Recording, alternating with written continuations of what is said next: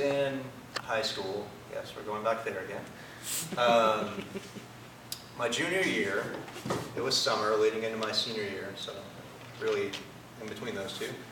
It was July 4th, and a time for celebration, a time for fireworks.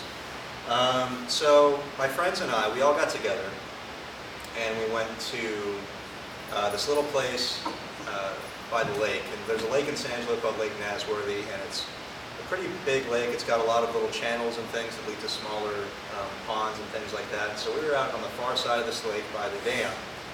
And next to the dam there was this clearing, this pasture. It's got lots of grass and a couple of trees and things like that. But it's really a nice place to go and be secluded if you wanted to have some forbidden by city code fun with fireworks. And so we were out there having a good time. And we had the artillery shells, you know, you just drop the firework in and it shoots them off like a mortar, that sort of thing.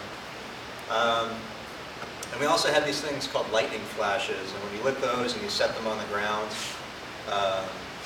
they would just go off sporadically with this bright white light, and luckily none of us were epileptic, and it looked like fire or lightning on the ground.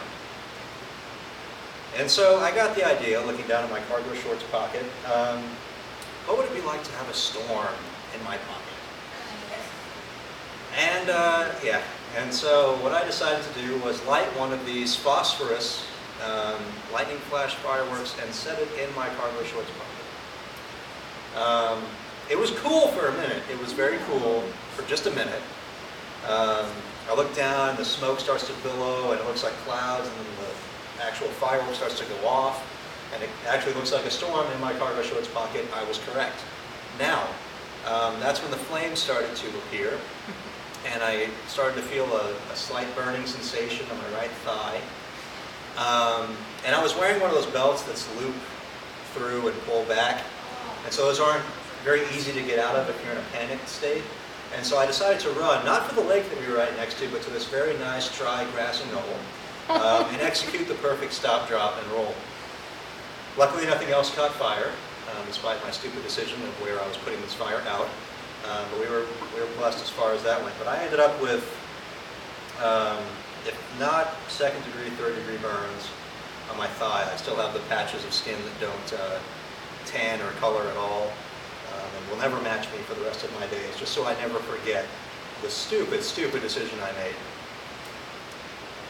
And so when we hear these scriptures from Deuteronomy, in chapter 30, we a lot of times start to think, when God starts talking about blessings and curses, you will surely die, that kind of thing, that stuff kind of disturbs us a little bit. And we tend to just think, oh, there goes that Old Testament God being angry and mean again. Thank goodness we have Jesus. Well, if we take a moment and look a little closer at these texts, at the text of Deuteronomy that we're looking at today, we might notice something different, and we might start to think a little differently about it. You see, I put a firework in my pocket and my leg got burned. It just is kind of common sense, right? You would think that would be the result. The same principle applies to Deuteronomy and to this passage and this discussion of blessings and curses. Just like life operates in the way that if I put a firework in my pocket, I'm going to come away with third-degree burns, it also operates in a certain way depending on how we choose to live our lives. If we choose to live our lives faithlessly, selfishly, our lives are going to bear the fruit of that choice. If we live our lives solely for ourselves, our selfish wants, and for our own purposes, then eventually the self is all that we're going to be left with. If we live our lives with pettiness or hatred, all we're going to eventually be left with is pettiness and hatred and the damage that those things do. But luckily, God presents us with another option in this text: to live life faithfully, to choose life.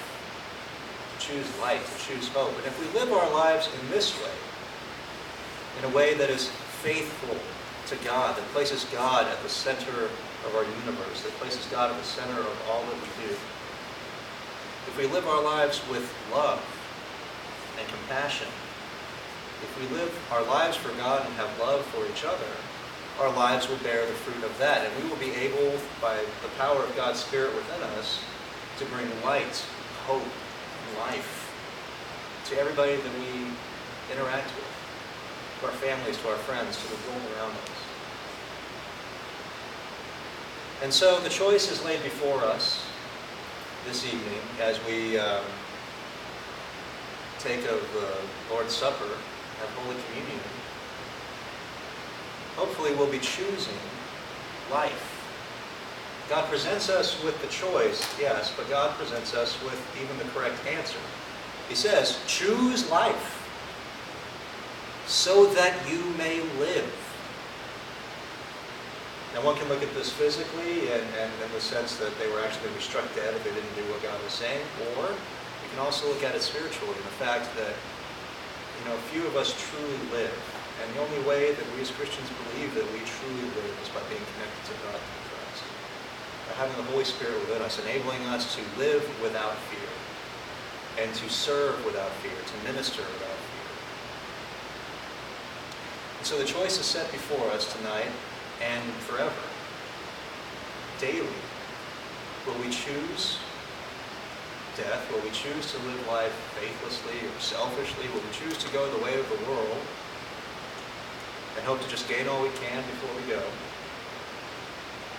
Or will we take God's advice and the second choice, to choose life with God, to choose to bring life and hope to others?